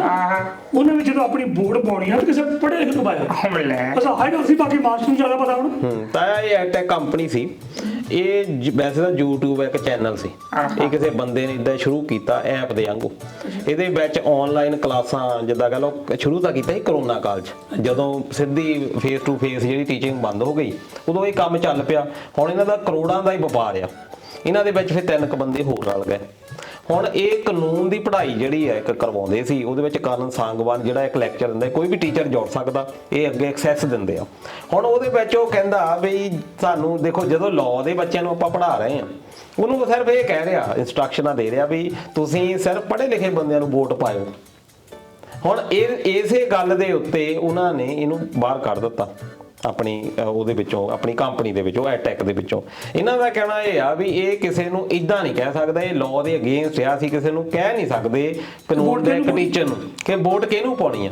ਪਰ ਦੂਜੇ ਪਾਸੇ ਤਾਂ ਆ ਇਹ ਅੱਜ ਦੀ ਜ਼ਰੂਰਤ ਵੀ ਆ ਇਹਦੇ ਵਿੱਚ ਕਿਸੇ ਕਾਨੂੰਨ ਦੇ, ਜੇ ਅਸੀਂ ਕਾਨੂੰਨ ਦੇ ਵਿਦਿਆਰਥੀਆਂ ਨੂੰ ਨਹੀਂ ਇਹ ਗੱਲ ਦੱਸਣੀ ਵੀ ਪੜ੍ਹੇ ਲਿਖੇ ਬੰਦੇ, ਹੋਰ ਤਾਂ ਛੱਡੋ ਤੁਸੀਂ ਕਿਸੇ ਦੀ ਗੱਲ, ਉਹ ਤਾਂ ਕਾਨੂੰਨ ਦੇ ਵਿਦਿਆਰਥੀ, ਉਹਨਾਂ ਨੂੰ ਤਾਂ ਪਤਾ। ਨਾਲੇ ਅੱਜ ਕੱਲ ਤਾਂ ਸਾਡੇ ਜਦੋਂ ਸੰਵਿਧਾਨ ਬਣਿਆ ਸੀ ਉਦੋਂ ਪੜ੍ਹੇ ਲਿਖੇ ਲੋਕ ਕਿੱਥੇ ਸੀ, ਉਹ ਤਾਂ ਉਦੋਂ ਤਾਂ ਬਣਾਇਆ ਸੀ। ਪਰ ਅੱਜ ਦਾ ਜ਼ਮਾਨਾ ਹੀ, ਆਪਾਂ ਚੰਦਰਯਾਨ ਦੀ ਗੱਲ ਕੀਤੀ ਆ, ਰੌਕਟਾਂ ਦੀ ਗੱਲ ਕੀਤੀ ਆ, ਤੇ ਬੰਦੇ ਕੌਣ ਹੈ ਜਿੱਦਾਂ ਅੱਗੇ ਭਜਾ ਰਹੇ ਆ, ਉੱਥੇ ਭੇਜ ਰਹੇ ਆ। ਇੱਕ ਮੁਹੰਮਦ ਸਦੀਕ ਤੁਸੀਂ ਗੱਲ ਕੀਤੀ ਆ, ਹੰਸਰਾਜ ਹੰਸ ਦੀ ਗੱਲ ਕੀਤੀ ਆ, ਜਿਹੜੇ ਬੰਦਿਆਂ ਨੂੰ ਕਾਨੂੰਨ ਦੇ ਬਾਰੇ ਕੁਝ ਪਤਾ ਨਹੀਂ। ਜੇ ਅਸੀਂ ਪੜ੍ਹੇ ਲਿਖੇ ਬੰਦੇ ਉੱਥੇ ਭੇਜਾਂਗੇ, ਉਹ ਜਾ ਕੇ ਬਹਿਸ ਕਰਨਗੇ ਕਾਨੂੰਨ ਦੇ ਉੱਤੇ, ਬਕਾਇਦਾ ਕਿ ਉਹਦੇ ਲੂਪ ਹੋਲ ਦੇਖਣਗੇ, ਤਾਂ ਕਿ ਚੋਰ ਮੋਰੀਆਂ ਰਾਹੀਂ ਫਾਇਦਾ ਨਾ ਉਠਾਇਆ ਜਾ ਸਕੇ। ਕੋਈ ਵੀ ਸਰਕਾਰ ਬਿੱਲ ਲਿਆਉਂਦੀ ਆ, ਵਿਰੋਧੀ ਧਿਰ ਉਸੇ ਵੇਲੇ ਖੜੇ ਹੋਵੇ ਵੀ ਨਹੀਂ ਜੀ ਆ ਤੁਸੀਂ ਗਲਤ ਕਰਨ ਲੱਗੇ। ਹੁਣ ਵਿਰੋਧੀ ਧਿਰ ਨੂੰ ਪਤਾ ਹੀ ਲੱਗਦਾ, ਉਹ ਜ਼ਿਆਦਾਤਰ ਬੰਦੇ ਦਾ ਦੋਗ ਬੋਲਣ ਵਾਲੇ ਆ, ਮੋਹਰੇ ਬੈਠੇ ਉਹ ਮੋਹਲੀਆਂ ਕੁਰਸੀਆਂ ਤੇ ਆ, ਉਹ ਕਹਿ ਦਿੰਦੇ ਆ ਮੈਂ ਇਹਦਾ ਵਿਰੋਧ ਕਰਦਾ, ਉਹ ਬਾਕੀ ਸਾਰੇ ਹੱਥ ਥਪਾਈ ਜਾਂਦੇ ਆ, ਉਹਨਾਂ ਨੂੰ ਪਤਾ ਹੀ ਨਹੀਂ। ਜਿੱਦਾਂ ਪਹਿਲਾਂ ਅਕਾਲੀ ਦਲ ਦੇ ਤੁਸੀਂ ਰੈਲੀਆਂ ਦੇਖਦੇ ਹੋਣੇ, ਇੱਕ ਬੰਦਾ ਉੱਦਾਂ ਹੀ ਉੱਠਦਾ, ਉਹ ਉੱਦਾਂ ਜਕਾਰਾ ਲਾਉਂਦਾ ਹੁੰਦਾ ਸੀ, ਉਹਦਾ ਕੋਈ ਰੋਲ ਨਹੀਂ ਸੀ ਹੁੰਦਾ, ਉਹਨੇ ਜਕਾਰਾ ਹੀ ਲਾਉਣਾ ਹੁੰਦਾ ਸੀ। ਉਹ ਲੀਡਰ ਵੀ ਕਈ ਵਾਰੀ ਭਾਸ਼ਣ ਦਿੰਦਾ ਤੰਗ ਆ ਜਾਂਦਾ ਸੀ। ਬਿਲਕੁਲ ਇਸੇ ਤਰੀਕੇ ਦੇ ਨਾਲ ਮਗਰ ਬਿਠਾਏ ਆ, ਬਹੁਤੇ ਜ਼ਿਆਦਾ ਸੁੱਤੇ ਰਹਿੰਦੇ ਆ। ਜੇ ਇਹਨਾਂ ਨੂੰ 10 ਮਿੰਟਾਂ ਬਾਅਦ ਵੀ ਪੁੱਛ ਲਿਆ ਜਾਵੇ ਵੀ ਅੱਜ ਕੀ ਬਹਿਸ ਹੋਈ ਆ, ਇਹਨਾਂ ਨੂੰ ਪਤਾ ਨਹੀਂ ਹੁੰਦਾ। ਆਹ ਤਾਂ ਹਾਲਾਤ ਬਣੇ ਪਏ ਆ। ਤਾਂ ਹੁਣ ਤੁਸੀਂ ਦੇਖੋ, ਪੜ੍ਹੇ ਲਿਖੇ ਬੰਦੇ ਨਾ ਹੋਣ ਤੇ ਉਹਦੇ ਰਿਜ਼ਲਟ ਜਿਹੜੇ, ਜਿਵੇਂ ਤੁਸੀਂ ਮਨੀਪੁਰ 'ਚ ਵੀ ਦੇਖ ਲਿਆ, ਮਵਾਦ ਵਿੱਚ ਵੀ ਹਰਿਆਣਾ 'ਚ ਦੇਖ ਲਿਆ, ਆਹ ਹੁਣ ਤੁਸੀਂ ਨਾਲ ਪਾਕਿਸਤਾਨ ਦੇ ਵਿੱਚ ਦੇਖ ਲਓ, ਕਿੰਨੇ ਚੱਟ ਜਿਹੜੇ ਆ, 30 ਚੱਟ ਜਿਹੜੇ ਮੇਰੇ ਖਿਆਲ ਉਹਨਾਂ ਨੇ ਅੱਗ ਲਾ ਕੇ ਸਾੜ ਤੇ, ਉਹ ਲੋਕਾਂ ਨੇ ਮਸੀਂ ਜਾਨ ਬਚਾਈ ਆ। ਉਹ ਮਾਸੂਮ ਤੋਂ ਜ਼ਿਆਦਾ ਪਤਾ ਹੋਣਾ ਵੀ ਕੀ ਹੋਇਆ ਡਿਟੇਲ ਦੇ ਵਿੱਚ। ਬਹੁਤ ਮਾੜਾ ਕੀਤਾ ਇਹ ਚਲਣ, ਜਿਹੜਾ ਗਲਤ ਆ, ਇਹ ਸਾਡੀ ਅਨਪੜ੍ਹਤਾ ਦੀ ਨਿਸ਼ਾਨੀ ਹੈ। ਬਿਲਕੁਲ। ਇਹਦੇ ਵਿੱਚ ਤਾਂ ਆ ਦੇਖੋ, ਉੱਥੇ ਚਰਚਾਂ ਦੇ ਉੱਤੇ ਹਮਲੇ, ਭੀੜ ਵੱਲੋਂ ਉਤਸ਼ਾਹਿਤ ਕਰ ਦਿੱਤਾ ਜਾਂਦਾ, ਕਿਹਾ ਇਹ ਜਾਂਦਾ ਈਸ਼ ਨਿੰਦਾ ਦਾ ਉੱਥੇ ਕਾਨੂੰਨ ਆ। ਈਸ਼ ਨਿੰਦਾ ਦੇ ਬਾਰੇ ਜਦੋਂ ਕਹਿ ਦੇਣਾ ਵੀ ਤੁਸੀਂ ਜੀ ਮੁਸਲਮ ਕੁਛ ਵੀ ਇਸਲਾਮ ਦੇ ਬਾਰੇ ਗਲਤ ਬੋਲਿਆ ਵੀ ਇਹਦੇ ਉੱਤੇ ਹਮਲਾ ਕਰ ਦਿਓ। ਪਰ ਉਹ ਜਿਹੜੇ ਨਿਰਦੋਸ਼ ਲੋਕ ਆ, ਉਹਨਾਂ ਤੇ ਹਮਲਾ ਕਰਨਾ, ਬਿਲਡਿੰਗਾਂ ਤੋੜਨੀਆਂ, ਤੁਸੀਂ ਆਪਣੇ ਦੇਸ਼ ਦਾ ਨੁਕਸਾਨ ਕਰੀ ਜਾਂਦੇ, ਚਾਹੇ ਉਹ ਮਨੀਪੁਰ 'ਚ ਚਾਹੇ ਪਾਕਿਸਤਾਨ 'ਚ। ਪਹਿਲੀ ਗੱਲ ਤਾਂ ਕਿਸੇ ਨੂੰ ਪਤਾ ਹੀ ਨਹੀਂ ਵੀ ਉਹਦਾ ਕੇਸ ਸੀਗਾ, ਉਹ ਸੱਚ ਸੀ ਕਿ ਝੂਠ ਸੀ। ਸੱਚ, ਹਾਂ ਆਹੀ ਆ। ਦੂਸਰੀ ਗੱਲ ਇਹ, ਜਦੋਂ ਕਾਨੂੰਨ ਹੈ ਤਾਂ ਕਾਨੂੰਨ ਦਾ ਫਰਜ਼ ਬਣਦਾ ਕਿ ਉਸ ਗਲਤੀ ਆਦਮੀ ਨੂੰ ਸਜ਼ਾ ਦੇਵੇ। ਤੀਸਰੀ ਗੱਲ, ਗਲਤੀ ਇੱਕ ਆਦਮੀ ਕਰਦਾ, ਸਜ਼ਾ ਤੁਸੀਂ ਸਾਰੇ ਦੇ ਜਾਂਦੇ। ਬਿਲਕੁਲ। ਹੁਣ ਦੇਖੋ, ਜੋ ਮੰਨ ਲਿਆ, ਜੇ ਮੰਨ ਵੀ ਲਿਆ ਜਾਵੇ ਉਹਨੂੰ ਕੀਤੀ ਆ ਗਲਤੀ, ਬੰਦੇ ਨੇ, ਉਹ ਇੱਕ ਬੰਦੇ ਨੇ ਕੀਤੀ। ਹੁਣ ਬਾਕੀ ਦੇ ਜਿਹੜੇ ਘਰ ਲੂਸ ਗਏ, ਚਰਚ ਲੂਸ ਗਏ। ਹੁਣ ਮੈਨੂੰ ਤਾਂ ਇਹ ਵੀ ਪਤਾ ਲੱਗਾ ਕਿ ਕਈਆਂ ਜੋ ਸੋਚਦੇ ਵੀ ਜੇ ਅਸੀਂ ਘਰੋਂ ਨਾ ਨਿਕਲਦੇ ਨਾ ਉਸ ਵੇਲੇ, ਸਾਨੂੰ ਸਾਰਿਆਂ ਨੂੰ ਘਰ ਦੇ ਵਿੱਚ ਲੂ ਦੇਣਾ ਸੀ। ਹੁਣ ਇੱਕ ਤੈਨੂੰ ਹੋਰ ਵੀ ਗੱਲ ਪਤਾ ਲੱਗਣੀ, ਪਿੱਛੇ ਫੇਰ ਚੱਲੀ ਗੱਲ, ਇੱਕ ਕੁੜੀ ਨੂੰ, ਹਿੰਦੂ ਕੁੜੀ ਨੂੰ ਉਹ ਚੱਕ ਕੇ ਲੈ ਗਏ, ਜਾ ਕੇ ਕਨਵਰਟ ਕੀਤਾ, ਉਹਨੇ ਵਿਆਹ ਕਰ ਦਿੱਤਾ। ਤੋ ਰੋਂਦੀ ਘਰ ਜਾਣਾ ਚਾਹੁੰਦੀ ਆ, ਉਹਦਾ ਪੇ ਵੀ ਦਿਖਾ ਲਿਆ, ਉਹ ਰੋਣ ਡਿਆ, ਪਰ ਕੋਈ ਸੁਣਵਾਈ ਨਹੀਂ, ਜ਼ਬਰਦਸਤੀ। ਧਰਮ ਗ੍ਰੰਥ ਵੀ ਨਹੀਂ ਕਹਿੰਦੇ ਬਖਸ਼ੇ ਉੱਥੇ। ਨਹੀਂ ਹੁਣ ਦੇਖੋ, ਇਹਦੇ ਵਿੱਚ ਤਾਇਆ ਜਦੋਂ ਪਾਕਿਸਤਾਨ ਬਣਿਆ ਸੀ, ਉਸ ਵੇਲੇ ਜਿਨਾਹ ਸਾਹਿਬ ਨੇ ਇਹ ਕਿਹਾ ਸੀ ਵੀ ਇਹਦੇ ਵਿੱਚ ਮਿਨੋਰਟੀ ਸੀ, ਰੱਖਿਆ ਕਰਨੀ ਆ। ਬਹੁਤ ਸਾਰੇ ਬੰਦੇ ਉਹਦੇ ਭਰੋਸੇ ਦੇ ਨਾਲ ਹੀ ਉੱਥੇ ਰਹਿ ਗਏ। 23% ਦੇ ਕਰੀਬ ਉਸ ਵੇਲੇ ਹੋਰ ਧਰਮਾਂ ਦੇ, ਹਿੰਦੂ, ਸਿੱਖ ਜਾਂ ਈਸਾਈ ਇਹ ਸੀਗੇ। ਇਸ ਵੇਲੇ ਜਿਹੜੇ ਪਾਕਿਸਤਾਨ 'ਚ 2% ਰਹਿ ਗਏ, 5% ਰਹਿ ਗਈ ਹੈ ਤਕਰੀਬਨ ਸਾਰੀ ਮਿਨੋਰਟੀ। ਚਲੋ ਸਾਰੀ ਮਿਨੋਰਟੀ ਰੱਖ ਲਈ ਆਪਾਂ, 5% ਜੀ ਰਹਿ ਗਈ ਹੈ। ਇਹਦਾ ਮਤਲਬ ਬਾਕੀ ਬੰਦੇ ਕਿੱਥੇ ਹੋਏ? ਉਹ ਦਿਨੋਂ ਦਿਨ ਘਟਦੀ ਹੈ, ਹਨਾ। ਉਹ ਜਿਹੜੇ ਆ ਉਹਦੇ ਵਿੱਚ ਹੀ ਮਰਜ ਹੋ ਗਏ, ਉਹਨਾਂ ਨੂੰ ਜਾਣੀ ਉਹਨਾਂ ਦਾ ਧਾਰਮਿਕ ਅਕੀਦਾ, ਉਹਨਾਂ ਦੀ ਪ੍ਰੈਕਟਿਸ ਜਿਹੜੀ ਆ ਕਰਨ ਨਹੀਂ ਦਿੱਤੀ ਗਈ, ਜਾਂ ਉਹ ਉੱਥੋਂ ਮੂਵ ਕਰ ਗਏ। ਆਹ ਤਾਂ ਹਾਲਾਤ ਬਣੇ, ਕਨਵਰਟ ਹੋ ਗਏ। ਹਾਂ, ਕਨਵਰਟ ਹੋ ਗਏ। ਅੱਛਾ ਮਾਸਟਰ, ਮੈਂ ਗੱਲ ਦੱਸਦਾ। ਹੁਣ ਕਈ ਵੀ ਜਾਂਦੇ, ਚਲੋ ਠੀਕ ਹੈ, ਹੁਣ ਪਾਕਿਸਤਾਨ ਦੇ ਵਿੱਚ ਹਿੰਦੂ ਸਿੱਖ ਰਹਿੰਦੇ, ਇੱਕ ਦਿਨ ਨੂੰ ਜੇ ਹਿਸਾਬ ਨਾਲ ਗੱਲ ਚੱਲਦੀ ਆ 20 ਨੂੰ 50 ਸਾਲਾਂ ਨੂੰ, ਜੇ ਤੂੰ ਸਾਰੇ ਚੱਲ ਜਾਣ, ਮੰਨ ਲਓ ਨਾ ਹਿੰਦੂ ਰਹਿਣ, ਨਾ ਕ੍ਰਿਸਚੀਅਨ ਰਹਿਣ, ਨਾ ਸਿੱਖ ਰਹਿਣ, ਉਹ ਕੋਈ ਵੀ ਨਾ ਰਹਿਣ, ਫਿਰ ਕੀ ਤੇਰਾ ਖਿਆਲ ਹੈ ਜੇ ਸਾਰੇ ਮੁਸਲਮਾਨ ਰਹਿਣਗੇ ਤਾਂ ਉੱਥੇ ਤੂੰ ਮੈਂ ਨਹੀਂ ਹੋਊਗੀ, ਲੜਾਈਆਂ ਆਪਸ ਵਿੱਚ ਵੀ ਲੜਦੇ ਹੀ ਆ। ਬਿਮਾਰੀ ਇਹ, ਜਦੋਂ ਤੀਸਰਾ ਬੰਦਾ ਉਹਦੇ ਨਾਲ ਲੜਦੇ ਆ, ਜਦੋਂ ਉਹ ਚੱਲ ਗਿਆ ਤਾਂ ਲੜਾਈ ਫੇਰ ਹੋਣੀ ਹੈ, ਟੀਚਰ ਭੁੱਖ ਫੇਰ ਹੋਈ ਲੈਣੀ ਹੈ, ਉਹਨੇ ਫੇਰ ਲੜਨਾ, ਫੇਰ ਰੋਣਾ ਪਾਉਣਾ। ਜਿਹੜੇ ਪਿਛਲੇ ਬੰਬ ਧਮਾਕੇ ਹੋਏ ਆ ਸ਼ੀਆ ਮਸਜਿਦਾਂ ਦੇ ਉੱਤੇ ਹੋਏ, ਉਹ ਤਾਂ ਇਸਲਾਮ ਹੀ ਸੀ। ਫਿਰ ਸ਼ੀਆ ਸੁਨੀਆਂ ਸ਼ੁਰੂ ਹੋ ਜਾਣੀ। ਹਾਂ ਬਿਲਕੁਲ, ਹੋਈ ਹੋਈ ਆ, ਸ਼ੀਆ ਸੁਨੀ ਸ਼ੁਰੂ ਹੋ ਜਾਣੀ। ਹਾਂ, ਜਿਹੜੇ ਸ਼ਰਾਰਤੀ ਆਨਸਰ ਆ ਉਹਨਾਂ ਨੂੰ ਕੁਛ ਨਾ ਕੁਛ ਕਰਨਾ। ਉੱਥੇ ਕਮਿਊਨਿਟੀ ਆ, ਦੇ ਲਓ ਮੁਸਲਮਾਨ ਚ ਗਣਿਆ ਨਹੀਂ ਜਾਂਦਾ। ਔਰ ਦਾਇਆ ਹਾਂ ਬਈ। ਔਰ ਚਲੋ ਆਹ ਤਾਂ ਗੱਲਾਂ ਤੁਹਾਡੀਆਂ ਸਹੀ ਆ, ਪਰ ਤੁਹਾਨੂੰ ਆਪਣੇ ਪਾਸੇ ਦਾ ਨਹੀਂ ਪਤਾ ਇੱਧਰ ਮੋਦੀ ਦਾ ਯਾਰ ਆ ਰਿਹਾ ਅਗਲੇ ਮਹੀਨੇ ਜਾਣਾ। ਤੇਰਾ ਕਮਲੀਆ ਮੋਦੀ ਦੇ ਯਾਰ ਕੌਣ ਹੈ ਓਏ? ਔਰ ਮਾਤਰਾ ਦੱਸ ਯਾਰ, ਮੈਨੂੰ ਤਾਂ ਨਾਂ ਨਹੀਂ ਲੈਣਾ ਨਾਲੇ ਨਸ਼ਾ ਮੈਂ ਸਹੀ ਦੱਸਾਂ ਹੁਣ ਮੈਨੂੰ ਖੋਜ ਬਹੁਤ ਪਤਾ। ਰੱਖਦਾ। ਖੋਜ ਬਹੁਤ ਰੱਖਦਾ। ਇਹਨੂੰ ਵੀ ਲੱਭਣ ਵਾਲੀ ਆਦਤ ਪੈ ਗਈ ਹੁਣ। ਹਾਂ ਤਾਇਆ ਅਮਰੀਕਾ ਦਾ ਰਾਸ਼ਟਰਪਤੀ ਆ ਰਿਹਾ ਜੋ ਬਾਈਡਨ ਅਗਲੇ ਹਾਂ ਮਹੀਨੇ। ਉਹ ਲਾਉਣਾ ਮੋਹਲੇ ਮਹੀਨੇ ਸਤੰਬਰ ਚ। ਤੇ G20 ਦੀ ਜਿਹੜੀ ਬੈਠਕ ਆ ਉਹਦੇ ਵਿੱਚ ਭਾਗ ਲੈਣਾ। ਅੱਛਾ ਅੱਛਾ। ਤੇ G20 ਜਦੋਂ ਇੰਡੋਨੇਸ਼ੀਆ 'ਚ ਪਹਿਲੀ ਹੋਈ ਸੀ, ਫਿਰ ਇੱਥੇ ਇੰਡੋਨੇਸ਼ੀਆ ਤੋਂ ਬਾਅਦ ਆਈ ਆ ਤੇ ਪਿਛਲੇ ਸਾਲ ਤੋਂ ਇਹਦੀ ਬਕਾਇਦਾ ਚੱਲ ਰਹੀ ਆ। ਇਹਦੇ ਵਿੱਚ ਜ਼ਿਆਦਾ ਉਸ ਵੇਲੇ ਹੈਡਲਾਈਟ ਯਾਨੀ ਕਹ ਲਓ ਹਾਈਲਾਈਟ ਹੋਈ ਜਦੋਂ ਜੰਮੂ ਕਸ਼ਮੀਰ ਦੇ ਵਿੱਚ ਪਹਿਲੀ ਵਾਰ G20 ਦੇ ਮੀਟਿੰਗਸ ਉਦੋਂ ਹੋਈਆਂ। ਚੀਨ ਵਾਲੇ ਤਾਂ ਨਹੀਂ ਆਏ। ਹਨਾ ਚੀਨ ਨਹੀਂ ਆਇਆ, ਪਾਕਿਸਤਾਨ ਨਹੀਂ ਆਇਆ, ਕੁਝ ਹੋਰ ਕੰਟਰੀਜ਼ ਵੀ ਨਹੀਂ ਆਈਆਂ। ਪਰ ਜੇ ਤਰੀਕੇ ਦੇ ਨਾਲ ਭਾਰਤ 370 ਧਾਰਾ ਤੋਂ ਬਾਅਦ ਫਿਰ ਇੱਕ ਵਾਰੀ ਉਸ ਮੁੱਦੇ ਨੂੰ ਇਹ ਲੈ ਗਿਆ ਜਾਨੀ ਕਹ ਲਓ ਵਰਲਡ ਦੇ ਵਿੱਚ ਕਿ ਜੰਮੂ ਕਸ਼ਮੀਰ ਤੇ ਹੁਣ ਸਾਡਾ ਹੀ ਹੱਕ ਆ। ਇੱਕ ਤਾਂ ਡਿਕਲੇਅਰ ਹੋ ਵੀ ਗਿਆ। ਦੇਖੀ ਹੁਣ ਪਤਾ ਨਹੀਂ ਸੱਚ ਕੀ ਆ ਝੂਠ ਕੀ ਆ ਕਿ ਬਹੁਤ ਸਾਰੀਆਂ ਵੀਡੀਓ ਹੁਣ YouTube ਤੇ ਦੇਖਣ ਨੂੰ ਮਿਲਦੀਆਂ ਹਾਂਜੀ ਜਿਹਦੇ ਵਿੱਚ ਕਸ਼ਮੀਰੀ ਆਪ ਕਹਿ ਰਿਹਾ ਕਿ ਅਸੀਂ ਹੁਣ ਬਹੁਤ ਖੁਸ਼ ਹਾਂ ਕਿਉਂਕਿ ਕਾਫੀ ਡਿਵੈਲਪਮੈਂਟ ਹੋ ਰਹੀ ਹੈ ਹਾਂਜੀ ਸੈਂਟਰ ਗਵਰਨਮੈਂਟ ਵੱਲੋਂ। ਤਾਂ ਉਹਨਾਂ ਨਿਆਣਿਆਂ ਨੂੰ ਕੰਮ ਮਿਲ ਰਿਹਾ, ਲੋਕੀ ਬੰਦੂਕਾਂ ਛੱਡ ਕੇ ਤੇ ਮੁੜ ਕੇ ਫਿਰ ਪੜ੍ਹਾਈ ਵੱਲ ਆ ਰਹੇ ਆ। ਉਹ ਕੁੜੀ ਸੀ ਇੱਕ, ਉਹ ਕਹਿੰਦੀ ਵੀ ਦੇਖੋ ਜੇ ਹੁਣ ਸਾਡੇ ਨਿਆਣੇ ਪੜ੍ਹਾਈ ਵੱਲ ਆ ਕੇ ਬੰਦੂਕਾਂ ਛੱਡਦੀਆਂ ਤਾਂ ਸਾਨੂੰ ਪੀਸਫੁਲ ਕਸ਼ਮੀਰ ਚਾਹੀਦਾ, ਜਿੱਦਾਂ ਤਾਂ ਅੱਗੇ ਕਸ਼ਮੀਰ ਹੁੰਦਾ ਸੀ। ਅਸੀਂ ਜੰਨਤ ਬਣਾਉਣਾ ਚਾਹੁੰਦੇ ਹਾਂ। ਅਸੀਂ ਚਾਹੁੰਦੇ ਆ ਹੁਣ ਜਿੰਨੀਆਂ ਸੁਰੰਗਾਂ ਬਣੀਆਂ, ਸਭ ਤੋਂ ਉੱਚਾ ਪੁਲ ਜਿਹੜਾ ਪੁਲ ਦੁਨੀਆ ਦਾ ਉੱਥੇ ਬਣਿਆ ਰੇਲਵੇ ਦਾ। ਇੱਕ ਇਹਨਾਂ ਨੇ ਬੰਦੇ ਜਿਹੜੀ ਚੱਲੀ ਆ ਟ੍ਰੇਨ, ਬੰਦੇ ਟ੍ਰੇਨ ਬੰਦੇ ਟ੍ਰੇਨ ਰੱਖ ਲਓ। ਹੁਣ ਉਹ ਟ੍ਰੇਨ ਜਿਹੜੀ ਆ ਉੱਥੇ ਤੱਕ ਹੀ ਨਹੀਂ ਪਹੁੰਚਾਤੀ ਆ, ਜੰਮੂ ਕਸ਼ਮੀਰ ਤੱਕ। ਠੀਕ ਆ, ਉੱਥੇ ਤੱਕ ਲੋਕਾਂ ਦੇ ਵਿੱਚ ਉਤਸ਼ਾਹ ਇੰਨਾ ਆ, ਉਹਨੂੰ ਬਣਾਇਆ ਵੀ ਇਸ ਹਿਸਾਬ ਦੇ ਨਾਲ ਆ ਕਿਉਂਕਿ ਪਹਿਲੀਆਂ ਜਿਹੜੀਆਂ ਟ੍ਰੇਨਾਂ ਆ ਇਸ ਕਰਕੇ ਹਾਈ ਸਪੀਡ ਤੇ ਨਹੀਂ ਵੀ ਬਰਫ਼ ਬਹੁਤ ਜ਼ਿਆਦਾ ਪੈ ਜਾਂਦੀ। ਇਹ ਰੇਲਵੇ ਨੇ ਬਹੁਤ ਵੱਡੀ ਇੱਕ ਕਹਿ ਲਓ ਵੀ ਖੋਜ ਕਰਕੇ ਉੱਥੇ ਸਪੈਸ਼ਲ ਟ੍ਰੇਨ ਬਣਾਈ ਹੈ। ਹੁਣ ਦੂਜੇ ਪਾਸੇ ਜਿਹੜਾ ਜਿਹਨੂੰ ਆਪਾਂ ਆਜ਼ਾਦ ਉਹ ਕਹਿ ਦਿੰਦੇ ਆ ਜਾਂ ਅਸੀਂ ਮਕਬੂਜ਼ ਜਾਂ ਕਸ਼ਮੀਰ ਕਹਿ ਦਿੰਦੇ ਆ, ਪਾਕਿਸਤਾਨ ਵਾਲੇ ਉਹਨੂੰ ਆਜ਼ਾਦ ਕਸ਼ਮੀਰ ਕਹਿੰਦੇ ਆ, ਜਿਹੜਾ ਅੱਧਾ ਹਿੱਸਾ ਉਹਨਾਂ ਦੇ ਕੋਲ ਹੈ। ਹੁਣ ਉੱਥੇ ਦੇ ਲੋਕ ਜਿਹੜੇ ਆ ਉਹ ਗਰੀਬੀ ਨਾਲ ਘੁਲਦੇ ਆ। ਉਹ ਜਦੋਂ ਹੁਣ ਇੰਟਰਨੈਟ ਦੇ ਜ਼ਰੀਏ ਉਹਨਾਂ ਤੱਕ ਗੱਲਾਂ ਪਹੁੰਚਦੀਆਂ, ਉਹ ਕਹਿੰਦੇ ਆ ਵੀ ਸਾਡੇ ਇੱਧਰ ਹੱਦ ਦੇ ਪਾਸੇ ਇੰਨੀ ਤਰੱਕੀ ਹੋ ਰਹੀ ਆ, ਇੱਧਰ ਸਾਡੇ ਵਾਲੇ ਪਾਸੇ ਸਾਰੀ ਤਰੱਕੀ ਪੰਜਾਬ 'ਚ ਹੋਈ ਜਾਂਦੀ ਆ, ਜਾਂ ਜਿਹੜਾ ਮੇਨ ਜਿਹੜਾ ਪਾਕਿਸਤਾਨ ਦਾ ਸਾਰਾ ਜਿੰਨਾ ਪੈਸਾ ਲੱਗਦਾ ਤਰੱਕੀ ਤਾਂ ਸਾਰੀ ਉੱਥੇ ਹੋਈ ਜਾਂਦੀ ਜਾਂ ਇਸਲਾਮਾਬਾਦ ਹੋਈ ਜਾਂਦੀ ਹੈ। ਬਲੋਚਿਸਤਾਨ ਸਾਰਾ ਹੀ ਰਹਿ ਗਿਆ, ਗਰੀਬ ਦਾ ਗਰੀਬ ਰਹਿ ਗਿਆ। ਇਧਰੋਂ ਗੁਲਾਮ ਜਿਹੜਾ ਇਹ ਕਸ਼ਮੀਰ ਹੈ ਇਹਦਾ ਵੀ ਇੱਦਾਂ ਹੀ ਰੱਖ ਲਓ ਹਾਲ, ਯਾਦ ਕਹਿੰਦੇ ਆ। ਤੇ ਕਹਿ ਲਓ ਤੁਸੀਂ ਆਪੇ ਕੰਪੈਰੀਜ਼ਨ ਕਰਕੇ ਦੇਖ ਲਓ। ਹੁਣ ਉਹ ਲੋਕੀ ਆਪੇ ਉਹ ਕਹਿੰਦੇ ਸਾਨੂੰ ਤਾਂ ਆਟੇ ਦਾ ਫਿਕਰ ਪਿਆ, ਆਟੇ ਦਾ ਵੀ ਸਾਨੂੰ ਉਹ ਤਾਂ ਇਹਨਾਂ ਵੀ ਕਹਿਣ ਲੱਗ ਪਿਆ ਵੀ ਅਸੀਂ ਇੰਡੀਆ ਦਾ ਹਿੱਸਾ ਬਣਨਾ। ਹਾਂ ਬਿਲਕੁਲ, ਤੇ ਹੋ ਵੀ ਸਕਦਾ ਆ ਵੀ ਗਾਂ ਤੋਂ ਗਾਂ ਜੇ ਹਿਸਾਬ ਦੇ ਨਾਲ ਇੰਟਰਨੈਸ਼ਨਲ ਲੈਵਲ ਦੇ ਉੱਤੇ ਗੱਲ ਚੱਲਦੀ ਆ ਤੇ ਹੁਣ ਦਾਵਾ ਜਿਹੜਾ ਹੋਰ ਪਰਪੱਕ ਹੋ ਜਾਵੇ। ਪਰ ਜਿੱਦਾਂ ਅਮਲੀ ਨੇ ਗੱਲ ਕੀਤੀ ਆ ਵੀ ਮੋਦੀ ਸਾਹਿਬ ਦਾ ਯਾਰ ਆ ਰਿਹਾ, ਪਰ ਯਾਰ ਉਹਦਾ ਸੀਗਾ ਟਰੰਪ। ਪਰ ਟਰੰਪ ਦੀ ਤੁਸੀਂ ਇਹ ਵੀ ਗੱਲ ਆਪਾਂ ਨਾਲ ਕਰ ਦਈਏ ਵੀ ਟਰੰਪ ਜਿਹੜਾ ਆ ਉਹ ਕਹਿੰਦਾ ਬਈ ਮੈਂ ਤਾਂ ਜਦੋਂ ਜੇ ਮੰਨ ਲਓ ਨੈਕਸਟ ਹੁਣ ਪ੍ਰੈਜ਼ੀਡੈਂਟ ਬਣ ਗਿਆ, ਜਿਹਦੀ ਸੰਭਾਵਨਾ ਬਣਦੀ ਵੀ ਆ ਸ਼ਾਇਦ, ਵੈਸੇ ਤਾਂ ਉਹ ਉਲਝਿਆ ਹੋਇਆ ਕੇਸਾਂ ਦੇ ਵਿੱਚ, ਤੇ ਜੇ ਉਹ ਬਣ ਜਾਂਦਾ ਕਹਿੰਦਾ ਮੈਂ ਟੈਕਸ ਲਾਉਣਾ ਭਾਰਤ ਤੋਂ ਜਿਹੜੀਆਂ ਚੀਜ਼ਾਂ ਆਉਂਦੀਆਂ। ਕਹਿੰਦਾ ਬਹੁਤ ਭਾਰਤੀਆਂ ਨੇ ਤੰਗ ਕੀਤਾ ਸਾਡੇ, ਕਹਿੰਦਾ ਮੋਟਰਸਾਈਕਲਾਂ ਦੇ ਉੱਤੇ 150-200% ਦੀ ਟੈਕਸ ਲਾਉਣ ਡਿਆ ਭਾਰਤ, ਪਰ ਜੇ ਮੈਂ ਪ੍ਰੈਜ਼ੀਡੈਂਟ ਬਣ ਗਿਆ ਮੈਂ ਪਹਿਲਾਂ ਕਹਿੰਦਾ ਵੀ ਭਾਰਤ ਤੇ ਟੈਕਸ ਜਿਹੜਾ ਲਾਉਣਾ। ਇਸ ਕਰਕੇ ਭਾਰਤੀਆਂ ਲਈ ਖੁਸ਼ੀ ਵਾਲੀ ਗੱਲ ਨਹੀਂ, ਭਾਵੇਂ ਕਿ ਮੋਦੀ ਸਾਹਿਬ ਥੋੜ੍ਹਾ ਪ੍ਰਚਾਰ ਕਰਦੇ ਰਹੇ ਆ ਟਰੰਪ ਦਾ। ਪਰ ਦੂਜੀ ਗੱਲ ਏਦਾਂ ਮਾਸਟਰਾ, ਇਹ ਹੁਣ ਦੀਆਂ ਗੱਲਾਂ ਜਦੋਂ ਜਿਹੜਾ ਪਾਵਰ ਵਿੱਚ ਆ ਜਾਂਦਾ ਉਹਦੇ ਮਿਲਟਰੀ ਮੁਲਟਰੀ ਵਾਲੇ ਨਾ, ਉਹਦੇ ਜਿਹੜੇ ਮਹਿਕਮੇ ਜਿਹੜੇ ਅਸਲੀ ਸਰਕਾਰ ਚਲਾਉਂਦੇ ਆ, ਉਹ ਮੁੜ ਕੇ ਅੱਖ ਫੜ ਲਏ ਬਸ ਠੀਕ ਹੈ ਇੰਨਾ ਇੱਥੇ ਬਹੁਤ ਵਧੀਆ, ਬਾਕੀ ਸਾਡੇ ਦਾ ਨਹੀਂ। ਹਾਂ ਬਿਲਕੁਲ। ਉਹ ਨਾਲੇ ਹੁਣ ਮੋਦੀ ਕਹਿੰਦਾ ਕਿ ਆਪਣਾ ਜਿਹੜਾ ਪੈਸਿਆਂ ਦਾ ਹਿਸਾਬ ਦਾ ਵੀ ਬਹੁਤ ਤਕੜਾ ਹੋ ਜਾਣਾ ਹੁਣ ਹੈ। ਇੰਡੀਆ ਨੇ ਬੜਾ ਅਮੀਰ ਹੋ ਜਾਣਾ। ਇਹ ਹਿਸਾਬ ਦਾ ਆਪਾਂ 5ਵੇਂ ਨੰਬਰ ਤੇ ਆ।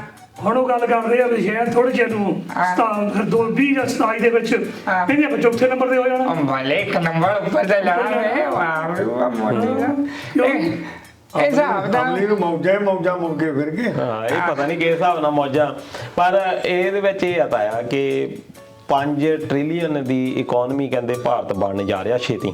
ਤਰੱਕੀ ਬਹੁਤ ਕਰ ਰਿਹਾ ਨੋ ਡਾਊਟ, ਪਹਿਲਾਂ ਤੋਂ ਜਿਹੜਾ ਕਈ ਸਾਲਾਂ ਤੋਂ ਲੱਗਾ ਹੋਇਆ ਆ।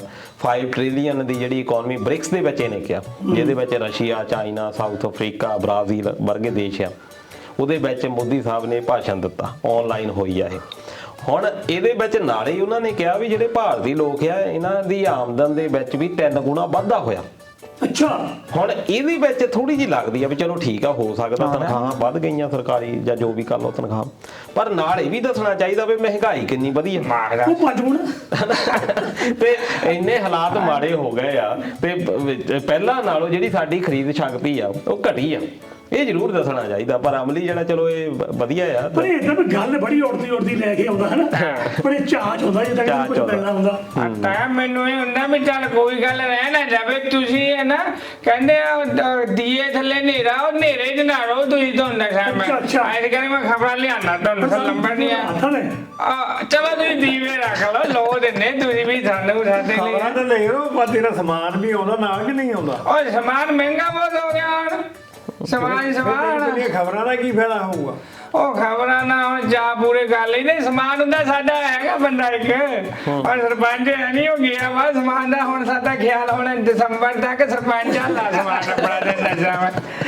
ਉਹ ਤਾਂ ਵਧੀਆ, ਹੁਣ ਤਾਂ ਤੇਰੀਆਂ ਮੋਹਵਾਰਾਂ ਬਈ ਆ ਪੂਰੇ ਨਜ਼ਾਰੇ ਇਦਾਂ ਆ ਬਈ। ਦੇਖ ਲੈ ਮਾਸਟਰ, ਜਿੰਨੇ ਵੀ ਇਹ ਬੰਦੇ ਇਹਨਾਂ ਦੀ ਫੌਜ, ਪਤਾ ਨਹੀਂ ਕੀ ਗੱਲ ਆ, ਇਹਨਾਂ ਨੂੰ ਕੋਈ ਵੀ ਪਾਰਟੀ ਵਾਲਾ ਮਾੜਾ ਨਹੀਂ ਕਹਿੰਦਾ, ਕਿਉਂਕਿ ਇਹਨਾਂ ਦੇ ਲੋੜੇ ਪੈਣੀ ਆ, ਬਾਕੀ ਤਾਂ ਬੰਦੇ ਖੜੇ ਜਿੱਥੇ ਖੜੇ ਇਹਨੂੰ ਤੋਂ ਜਦ ਵੀ ਰੱਖਦੇ ਫਲਾਣੇ ਨੂੰ ਵੋਟ ਪਾਈ ਸੀ, ਇਹਨਾਂ ਨੂੰ ਸਾਰੇ ਬੜੇ ਚਾਵਾਂ ਨਾਲ ਰੱਖਦੇ ਨੇ। ਹਾਂ, ਪਰ ਭਗਵੰਤ ਮਾਨ ਨੇ ਹੋ ਸਕਦਾ ਇਹਨਾਂ ਤੇ ਪਾਣੀ ਪੈ ਜਾਵੇ ਪਲੈਨਿੰਗਾਂ ਤੇ, ਕਿਉਂਕਿ ਉਹਨੇ ਕਹਿ ਦਿੱਤਾ ਬਈ ਜਿਹੜੇ ਸਰਬਸੰਮਤੀ ਕਰਨਗੇ ਪਿੰਡ 5 ਲੱਖ ਰੁਪਈਆ ਅਸੀਂ ਉਹਨਾਂ ਨੂੰ ਦੇਣਾ। ਹੁਣ ਜੇ ਵੋਟਾਂ ਨਾ ਪਈਆਂ ਫੇਰ ਤਾਂ ਇਹਨਾਂ ਦਾ ਕੰਮ ਔਖਾ ਹੀ ਆ, ਇਹਨਾਂ ਦੀ ਫੌਜ ਦਾ। ਇਹਨਾਂ ਦਾ ਮੁਸ਼ਕਲ ਹੋ ਜੋ। ਆਪਣੇ ਸਰਪੰਚ ਸਾਹਿਬ ਨੂੰ ਸਮਝਾ ਦਿੰਦਾ ਬਈ ਸਰਵਸੰਮਤੀ ਵਾਲਾ ਨਹੀਂ, ਲੜ ਕੇ ਨਿਤਲਾ ਕੋਈ ਗੱਲ ਨਹੀਂ, ਸਰਵਸੰਮਤੀ ਵਾਲਾ ਪੰਗਾ ਨਹੀਂ ਲੈਣਾ, 5 ਲੱਖ ਉਹਨੇ ਪਹਿਲਾਂ ਸਾਡੇ ਵੱਲ ਨਾ ਫੇਰ ਜ਼ੀਰੋ ਆਇਆ ਹੈ। ਜਾਂ ਫਿਰ ਤੂੰ ਪੇਪਰ ਭਰਦੀ ਉਹਦੇ ਖਿਲਾਫ। ਉਹ ਲੈ ਦੱਸ, ਆਪਾਂ ਬਣਾਣੇ ਮਾਡਰਾ ਤੈਨੂੰ ਪੈਣੇ, ਤੈਨੂੰ ਪਤਾ ਮੈਂ ਹੁਣ ਲਿਖਣ ਤੇ ਤੰਗ ਹੋ ਗਿਆ ਨਾ, ਅੱਗੇ ਲਿਖ ਲਈਦਾ ਹੀ ਹੁਣ ਹੱਥ ਕੰਮ ਦੇ। 5 ਲੱਖ ਦੀ ਗੱਲ ਕਰਦੇ, ਅੱਗੇ ਵੀ ਇਹ ਹੋਇਆ ਸੀ ਇੱਕ ਵਾਰੀ ਨਹੀਂ, ਇਹਦਾ ਅੱਗੇ ਸਰਕਾਰਾਂ ਵੀ ਇਹ ਦਿੰਦੀਆਂ ਰਹਿੰਦੀਆਂ। ਲੋਕ ਵੀ ਇਸ ਪਾਸੇ ਸੋਚਦੇ ਨਹੀਂ ਕੁਝ ਵੀ, ਜੋ ਸਾਨੂੰ ਮਿਲਦਾ ਉਹ ਲੈ ਲਈਗੀ। ਹਾਂ, ਵਧੀਆ ਪਿੰਡ ਦੀ ਡਿਵੈਲਪਮੈਂਟ ਹੋ ਜਾਂਦੀ ਹੈ, ਸਰਬਸੰਮਤੀ ਦਾ ਬੰਦਾ ਜੋੜ ਲਓ, ਲੇਕਿਨ ਨਹੀਂ, ਧੜੇਵਾਦ ਨਹੀਂ ਛੱਡਦੇ। ਪਿੰਡ ਵਾਲੇ ਕਈ ਵਾਰੀ ਮੰਨ ਜਾਂਦੇ ਆ, ਪਰ ਜਿਨ੍ਹਾਂ ਦੇ ਥੱਲੇ ਤੈਨੂੰ ਪਤਾ ਅੱਗ ਲੱਗੀ ਹੁੰਦੀ, ਮੈਂ ਸਰਪੰਚ ਬਣਨਾ, ਉਹ ਨਹੀਂ ਲੜਦੇ। ਇਹ ਵੀ ਹੁੰਦਾ। ਪੋਲੀਟੀਕਲ ਪਾਰਟੀਆਂ ਵੀ ਨਹੀਂ ਹਟਦੀਆਂ, ਉਹ ਵੀ ਨਹੀਂ ਹਟਦੀ। ਜਿਹੜੇ ਐਮਐਲਏ ਜਾਂ ਐਮਪੀ ਹੈਗੇ ਉਹ ਵੀ ਚਾਹੁੰਦੇ ਆ ਵੀ ਸਾਡੇ ਜਿੰਨੇ ਬੰਦੇ ਸਰਪੰਚ ਹੋਣਗੇ, ਸਾਨੂੰ ਪਿੰਡ ਤੱਕ ਪਹੁੰਚ ਕਰਨੀ ਸੌਖੀ ਆ। ਜਦੋਂ ਬਾਅਦ ਵੋਟਾਂ ਪੈਣੀਆਂ ਉਹ ਜਾਣ ਕੇ ਫੇਰ ਫੂਕ ਦਿੰਦੇ ਵੀ ਆਪਣਾ ਬੰਦਾ ਖੜਾ ਕਰੋ, ਤੁਸੀਂ ਕਿਉਂ ਏਦਾਂ ਸਰਬਸੰਮਤੀ ਕਰਨ ਲੱਗੇ? ਹਾਂਜੀ, ਤੁਸੀਂ ਕਰੋ, ਤੁਸੀਂ ਸਾਡਾ ਦੂਜਾ ਨੁਕਸਾਨ ਕਰਨਾ ਜੇ ਸਰਬਸੰਮਤੀ। ਅਸਲ ਵਿੱਚ ਪਹਿਲਾਂ ਸਰਬਸੰਮਤੀਆਂ ਹੁੰਦੀਆਂ, ਸੰਭਾਵਨਾ ਹੁੰਦੀਆਂ ਸੀ, ਹੁੰਦੀਆਂ ਵੀ ਆ, ਪਰ ਉੱਪਰੋਂ ਹੁਣ ਇੱਕ ਨਿਰਦੇਸ਼ ਆਉਣ ਲੱਗਾ ਵੀ ਨਹੀਂ, ਸਾਡੇ ਸਰਪੰਚ ਜ਼ਿਆਦਾ ਹੋਣੇ ਚਾਹੀਦੇ ਆ। ਤੈਨੂੰ ਮੈਂ ਗੱਲ ਦੱਸਾਂ ਮਾਸਟਰ, ਤੁਸੀਂ ਤਾਂ ਬਹੁਤ ਛੋਟੇ ਹੋਣੇ ਆ, ਮੈਂ ਆਪਣੀ ਸੁਰਤ ਦੀ ਗੱਲ ਦੱਸਾਂ। ਆਪਣੇ ਪਿੰਡ ਹਮੇਸ਼ਾ ਹੀ ਵੋਟ ਜਿਹੜੀ ਸੀ ਪੈਂਦੀ ਨਹੀਂ ਸੀ, ਸਰਬਸੰਮਤੀ ਟਾਈਮ। ਫਿਰ ਤਾਂ ਸਾਡਾ ਪਿੰਡ ਦਾ ਸਰਪੰਚ ਸੂਬੇਦਾਰ ਉਹ ਹੀ ਮੈਂ ਕਿਹਾ 15-16 ਸਾਲ ਰਹਿ ਗਿਆ, ਪਤਾ ਹੀ ਨਹੀਂ ਸੀ ਕਿ ਕਾਂਗਰਸ ਪਾਰਟੀ ਕਿਹੜੀ ਆ, ਅਕਾਲੀ ਦਲ ਕਿਹੜੀ ਆ। ਪਿੰਡ ਦੀਆਂ ਵੋਟਾਂ ਪੈਂਦੀਆਂ ਸੀ, ਜੇ ਪਿੰਡ ਤੋਂ ਪੈਂਦੀਆਂ ਨਹੀਂ ਸੀ, ਜੇ ਪੈਂਦੀਆਂ ਵੀ ਸੀ ਤਾਂ ਸਿਰਫ ਬਿਨਾਂ ਪਾਰਟੀਆਂ ਤੋਂ ਪੈਂਦੀਆਂ ਸੀ, ਕੋਈ ਲੜਾਈ ਝਗੜਾ ਪੈਣੀ ਹੁੰਦਾ ਹੀ ਨਹੀਂ ਸੀ। ਪਰ ਜਿਆਦਾ ਕਾਂਗਰਸ ਦਾ ਤੇ ਅਕਾਲੀਆਂ ਦਾ ਤੇ ਬੀਜੇਪੀ ਦਾ, ਹੁਣ ਆਮ ਪਾਰਟੀ ਆ ਗਈ ਆ, ਹੁਣ ਜਿਹੜਾ ਤਾਂ ਪਿੰਡ ਜ਼ਿਆਦਾ ਖੁੱਲਾ ਹੋ ਗਿਆ ਤੇ ਲੜਾਈਆਂ ਦੇ ਵੱਡੇ ਝਗੜੇ ਹੋਣ ਦੇ ਜ਼ਿਆਦਾ ਚਾਂਸ ਆ। ਹਾਂ ਬਿਲਕੁਲ, ਪੋਲੀਟੀਸ਼ੀਅਨ ਲੋਕਾਂ ਨੂੰ ਵੰਡ ਦਿੱਤਾ।